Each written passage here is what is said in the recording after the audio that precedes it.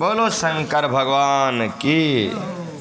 मात पिता गुरुदेव की, सर्वे संतों की, सनातन धर्म की। मात पिता गुरुदेव की जय हो, गौ मात की जय हो, सर्वे संतों की जय हो। सतरुद्र संहिता, मां शिव पुराण। भगवान शिव के 20 अवतार की कथा। राजकुमार और दिस कुमार पर कृपा। नंदीश्वर कहते हैं, मुनि श्रेष्ठ, अब तुम भगवान शंभु के नारी संदेह भंज के भिक्षु अवतार का वर्णन सुनो। एक बाड़ी बाबू जी का ही बन गया, भिक्षुक बन गया, मांग खा बाड़ा, जिसे उन्होंने अपने भक्त पर दया करके ग्रहण किया था। विदर्भ देश में सत्यरथ नाम से प्रसिद्ध एक राजा थे, जो धर्म में तपतर, सत्यशील और बड़े बड़े शिव भक्तों से प्रेम करने वाले थे। धर्म पूर्वक पृथ्वी का पालन करते हुए उनका बहुत सा समय सुख पूर्वक बीत गया। तदंतर किसी समय शाल्य देश के राजाओं ने उस राजा की राजधानी पर आक्रमण करके उसे चारों ओर से घेर लिया। बोलो, तम वाल्य देश में क्षेत्रियों के साथ, जिनके पास बहुत बड़ी सेना थी, राजा सत्यरथ का बड़ा भयंकर युद्ध हुआ। शत्रुओं के साथ दारुण युद्ध करने के उनकी बड़ी भारी सेना नष्ट हो गई। फिर वे देव योग से राजा भी सालियों के साथ से मारे गए। वह राजा बस मारने क्या मारा गया। उन नरेश के मारे जाने पर मरने से बचे हुए सैनिक मंत्रियों सहित भय से व्युल हो भाग खड़े हुए। मुनि उस समय विदर्भ राज सत्यरथ की महारानी शत्रुओं से घिरी होने पर भी कोई प्रयत्न करके रात के समय अपने नगर से बाहर निकल गई। वहां की चुंगल मुआ छूट गई। वे गर्भवती थी। अंत शोक से संपत हो भगवान शंकर के चरना बिंदु का चिंतन करती हुई वे धीरे धीरे पूर्व दिशा की ओर बहुत दूर चली गई। सवेरा होने पर रानी ने भगवान शंकर की दया से एक निर्मल सरोवर देखा। उस समय तक वे बहुत दूर का रास्ता तय कर चुकी थी। वहां दुश्मनों गणी सेठी फरेगी। सरोवर के तट पर आकर वे सुकुमारी रानी एक छायादार वृक्ष के नीचे बैठ गई। भाग्यवश उसी निर्जन स्थान में वृक्ष के नीचे ही मां रानी ने उत्तम गुणों से युक्त शुभ मुहूर्त में एक दिव्य बालक को जन्म दिया। हाँ, सरोवर की तीर पे एक रोकड़ा के नीचे एक बालक जन्म दिया, जो सभी शुभ लक्षणों से संपन्न था। देववश उस बालक की जननी महारानी को बड़े जोर की प्यास लगी। तब वे पानी पीने के लिए उस सरोवर में उतरी। इतने में ही एक बड़े भारी ग्रह ने आकर रानी को अपना ग्रास बना लिया। घड़ियाल मंगर मोचारवा ने तो खाइयो और छोरो उड़े तीर पे रेजियो जन्मियों नाड़ा नोड़ा नोड़ा कहीं नहीं कटिया। वे बालक पैदा होते ही माता पिता से हीन हो गया। पिताजी उड़े मर गया और माताजी उड़े मर गई, और भूख प्यास से पीड़ित हो उस तालाब के किनारे जोर जोर से रोने लगा। इतने में ही उस पर कृपा करके भगवान महेश्वर वहां आ गए और उस शिशु की रक्षा करने लगे।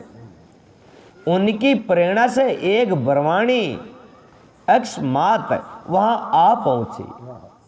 वे विधवा थी, घर घर भीख मांगकर जीवन निर्वाह करती थी और अपने 1 वर्ष के बालक को गोद में लिए हुए उस तालाब के तट पर पहुंची थी। उसने एक अनाथ शिशु को वहां कंद्रन करते हुए देखा। निर्जन वन में उस बालक को देखकर ब्रह्माणी को बड़ा विस्मित हुआ और वे मन ही मन में विचार करने लगी, आओ ये मुझे इस समय ये बड़े आश्चर्य की बात दिखाई देती है कि ये नवजात शिशु किसकी नाड़, इसकी तो नाड़ अभी तक कटी हुई भी नहीं है, पृथ्वी पर पड़ा हुआ है, इसकी माँ भी नहीं है, पिता आदि दूसरे कोई सहायक भी यहाँ नहीं है दिखाई देते हैं। क्या कारण हो गया, न जाने ये किसका पुत्र है कि इसे जानने वाला यहाँ कोई भी नहीं है जिससे इसके जन्म से विषय में मैं पूछूं। इसे देखकर मेरे हृदय में करुणा उत्पन्न हो गई है। मैं इस बालक का अपने ओर से पुत्र की भांति पालन पोषण करना चाहती हूँ, परंतु इसके कुल और जन्म आदि का ज्ञान नहीं होने के कारण ज्ञान भी रहना चाहिए, कारण इसे छूने का साहस मुझ में नहीं है। ब्रह्माणी जब इस प्रकार विचार कर रही थी, उस समय ये भक्त वत्सल भगवान शंकर ने बड़ी कृपा की। बड़ी बड़ी लीलाएं करने वाले महेश्वर एक सन्यासी का रूप धारण करके सहसा वहां आ पहुंचे जहां वे ब्रह्माणी संदेह में पड़ी हुई थी और यथार्थ जात को जानना चाहती थी।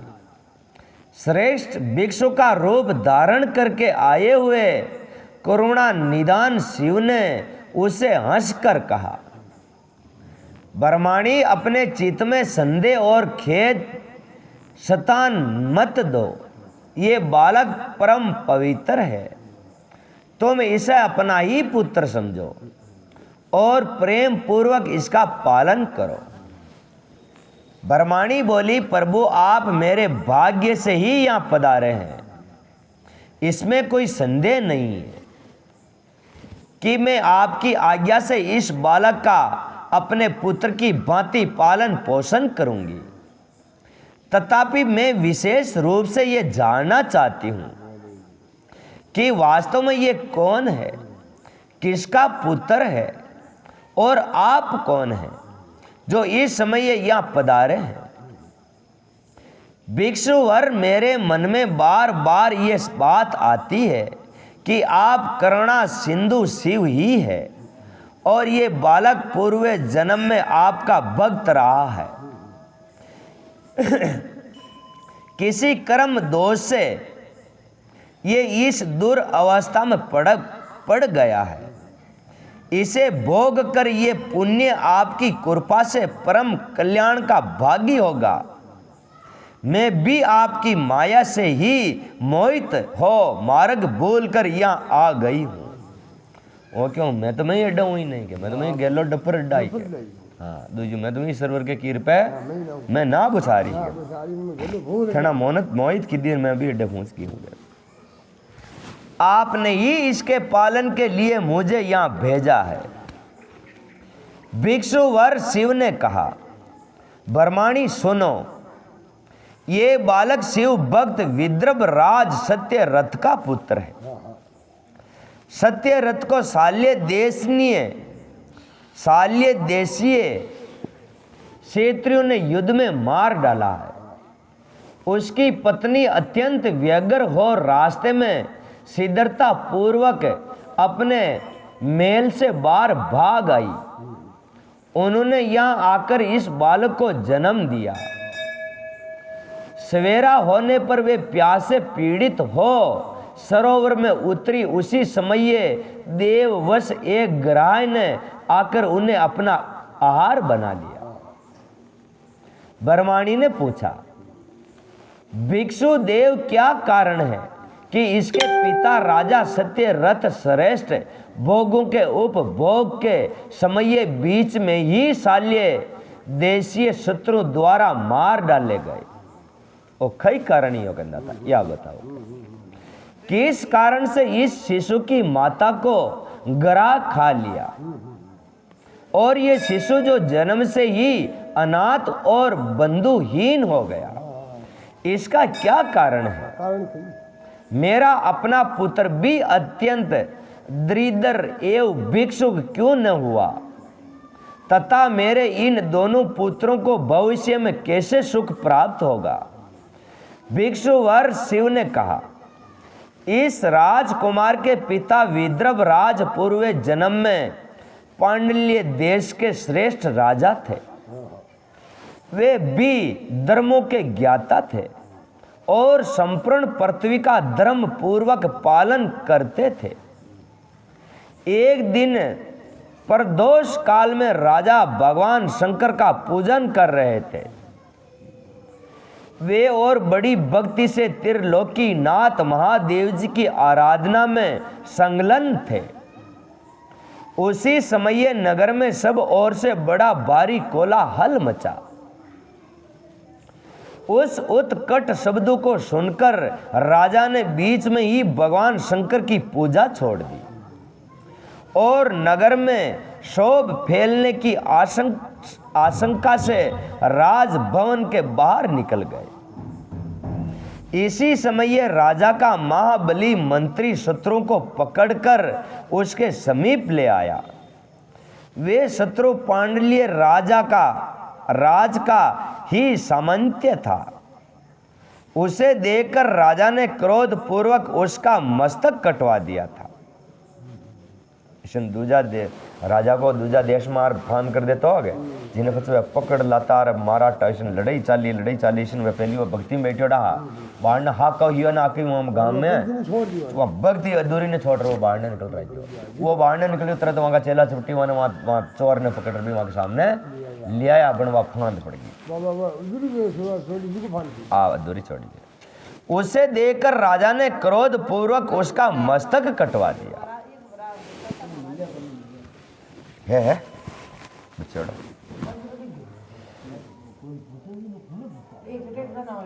शिव पूजा छोड़कर वह अब शांति होना। शिव पूजा छोड़कर नियमों को समाप्त किए बिना ही राजा ने रात में भोजन भी कर लिया। इसी प्रकार राजकुमार भी प्रदोष काल में शिव जी की पूजा किए बिना ही भोजन करके सो गया। वही राजा दूसरे जन्म में विद्रभ राज हुआ था। शिव जी की पूजा में विघ्न होने के कारण शत्रुओं ने उसको सुख और भोग के बीच में ही मार डाला था। अद बचड़े वांग भोग भी ने भोग सक्यो, जवानी में आयो आयो जितरे वाने एक छोरो भी तो एक छोरो ही हो जितरे हल्टा दी। पूर्वे जन्म में जो उसका पुत्र था वे इस जन्म में भी हुआ है। शिव जी की पूजा का उल्लंघन करने के कारण ये दरिद्रता को प्राप्त हुआ है। इसकी माता ने पूर्वे जन्म में छल से अपनी सौतन को मार डाला था।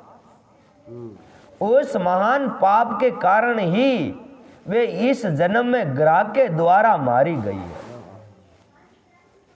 वह घड़ियाल ही के वाह इनकी कह रही देखी उन्हें मंगर मच वह मंगर मचनी ही वह मंगर मचनी वहाँ की सौतन ही जिन वह मार न की जिन वह रानी तो बन गई बन वहाँ को जमारो वहाँ को हो वह न ढलटाई पुराणों न पड़े।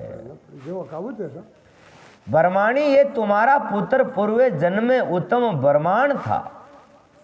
इसने सारी वायु केवल दान देने में बिताई है। यज्ञ आदि संकलन कर दिए हैं, इसलिए ये दरिद्रता को प्राप्त हुआ है। क्या हुआ?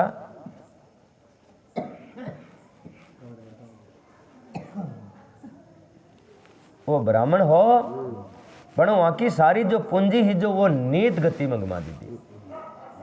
वो ठेका बजावा दी थी, दूध का दिन और होना की दुकान दिन में जो वन ऐसा आप हारी अपनी चीज़ा मीने पियाने गमा दांगे तो दूजा जन्म में अपन गरीब बनने कहीं अपन के पीछे कहीं रही कौन।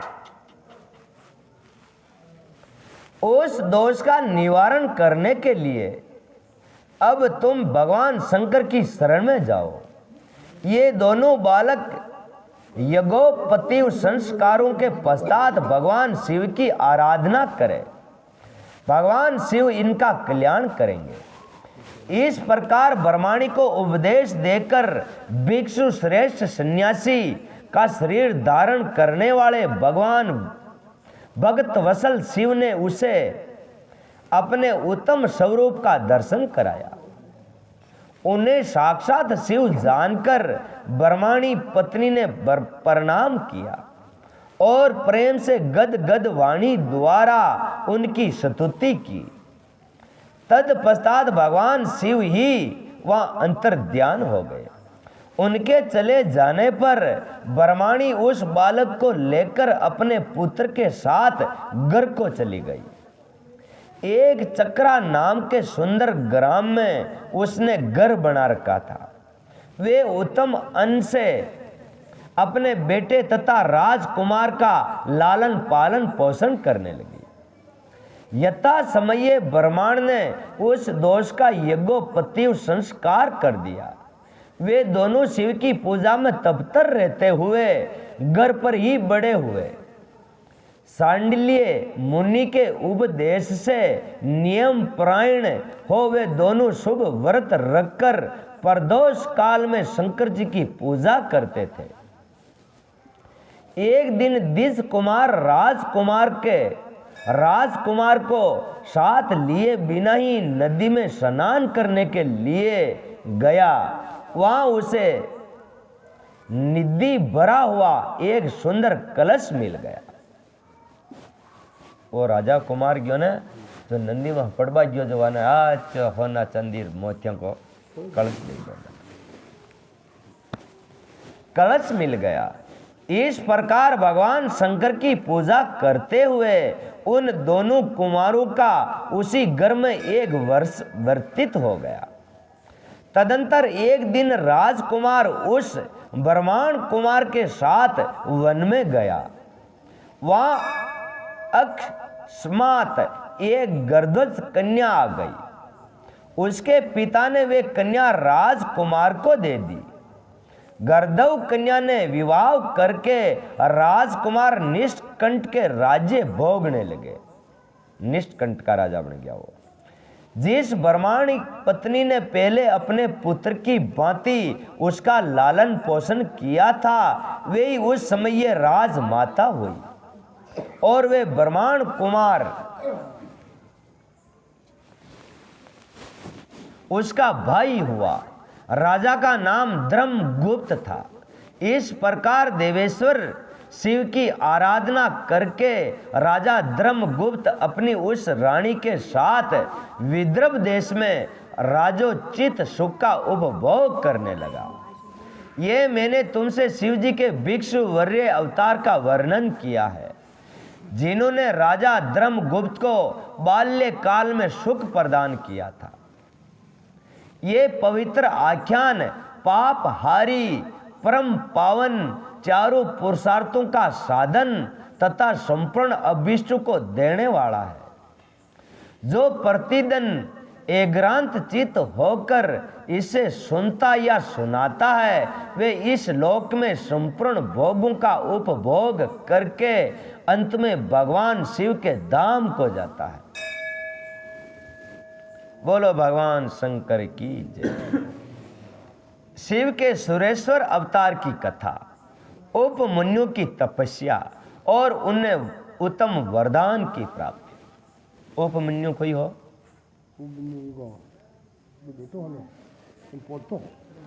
वहां को पानी पीदो हारू इंद्र ने जिजाड़ गर्भ कीधो हो जिजाड़ उपमन्यु पानी पीदो वे अन्नता।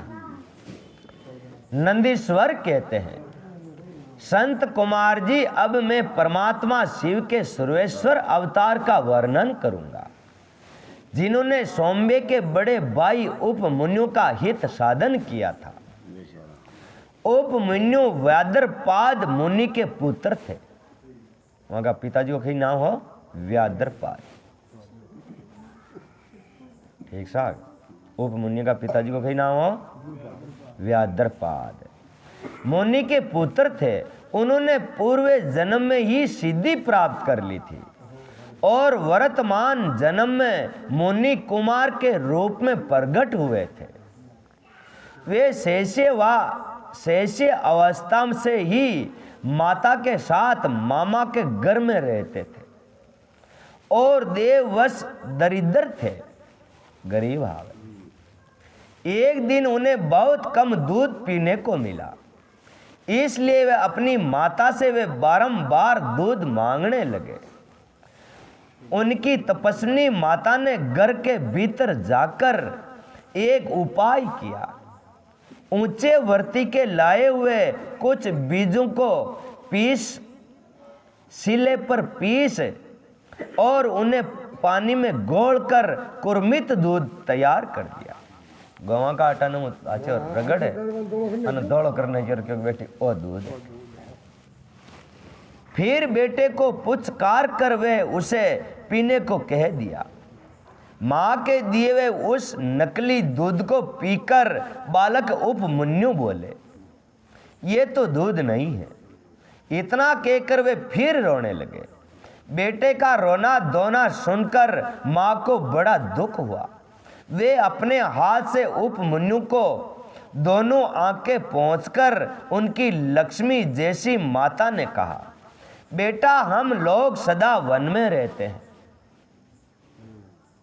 निवास करते हैं, हमें यहां दूध कहां से मिल सकता है? भगवान शिव की कृपा के बिना किसी को दूध नहीं मिलता। भगवान शंकर की स्मेर हो जावे ने जी का घर में दीनो रहे दूजी वहां के तो पुड़चीस लेनी पड़े उठूं दुकान से। वर्ष पूर्व जन्म में भगवान शिव के लिए जो कुछ किया गया है वे वर्तमान जन्म में मिलता है। वावंगी महावान छोरा ने कियो जो इस जन्म में आपा भगवान शंकर के लिए जो कुछ करेंगे ना वही आपा ने अगला जन्म में ने आपा ने दूजी और कुछ नहीं हो सकता। माता की ये बात सुनकर उपमन्यु ने भगवान शिव की आराधना करने का निश्चय किया। वे तपस्या के लिए हिमालय पर्वत पर गए और वहां वायु पीकर रहने लगे। कई कार रहता वह बेस्ट और हाइस लेता और कुछ नहीं। उन्होंने 8 ईंटों का एक मंदिर बनाया और उसके भीतर मिट्टी के शिवलिंग की स्थापना करके उसमें माता पार्वती सहित शिव का आह्वान किया। तत्पश्चात जंगल के पत्थर पुष्प आदि ले आकर भक्ति भाव से पंचाक्षर मंत्र के उच्चारण पूर्वक सांबे शिव की पूजा करने लगे। 3 मूर्तियां, एक तो सांबे, गौर और अघोर। ये सांबे मूर्ति की पूजा करवा लगी। माता पार्वती और शिव का ध्यान करके उनकी पूजा करने के पश्चात वे पंचाक्षर मंत्र का जप किया करते थे। इस तरह दीर्घ काल तक उन्होंने बड़ी भारी तपस्या की। मुनि बालक उपमन्यु तपस्या से चराचर प्राणियों सहित तीर भवन संपत्त हो उठा। सब बड़वा लाग गया, जाड़ा जावा लाग गया, वहां माथा में निकल। तब देवताओं की प्रार्थना से उपमन्यु के भक्ति भाव की परीक्षा लेने के लिए भगवान शंकर उनके समीप पधारे।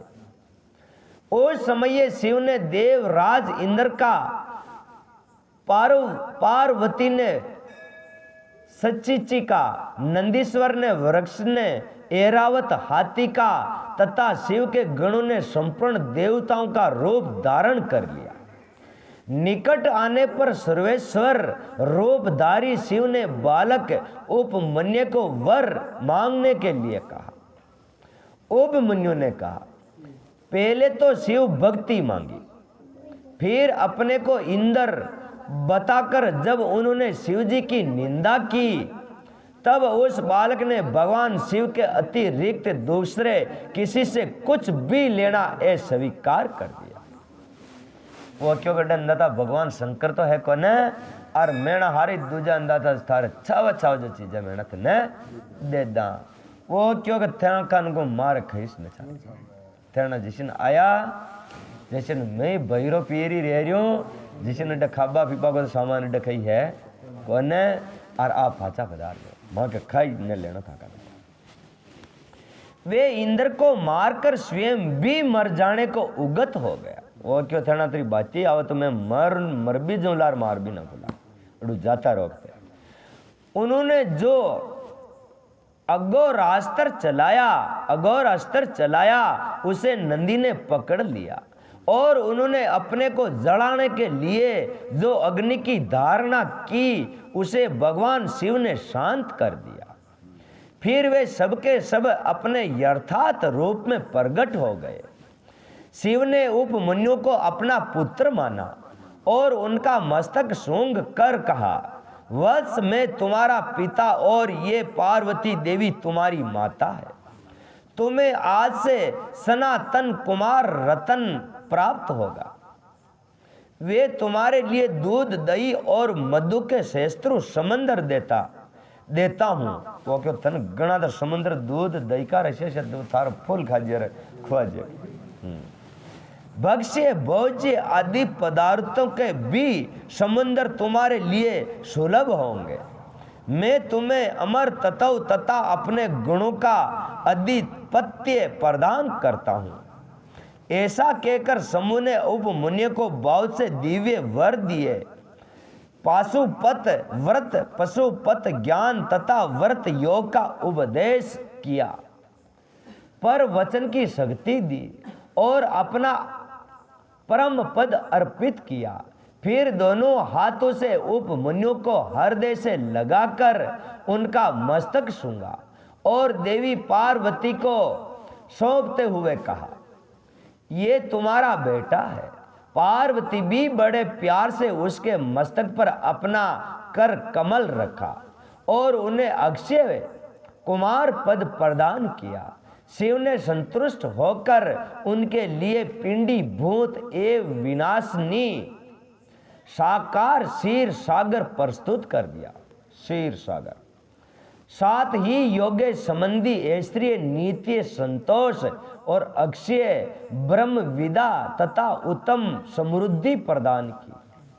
उनके कुल और गोत्र के अक्षय होने का वरदान दिया और यह भी कहा कि मैं तुम्हारे इस आश्रम पर नित्य निवास करूंगा। इतना कहकर भगवान शिव अंतर ध्यान हो गए। उपमन्यु वर पाकर प्रसन्नता पूर्वक घर आ गए। उन्होंने माता से सब बातें बताई। सुनकर माता को बड़ा हर्ष हुआ। उपमन्यु सबके पूजनीय और अधिक सुखी हो गए। तात इस प्रकार मैंने तुमसे परमेश्वर शिव के सर्वेश्वर अवतार का वर्णन किया है।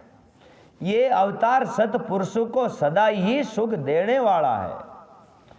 सर्वेश्वर अवतार की ये कथा पापों को दूर करने वाली तथा संपूर्ण मनोवांछित फलों को देने वाली है।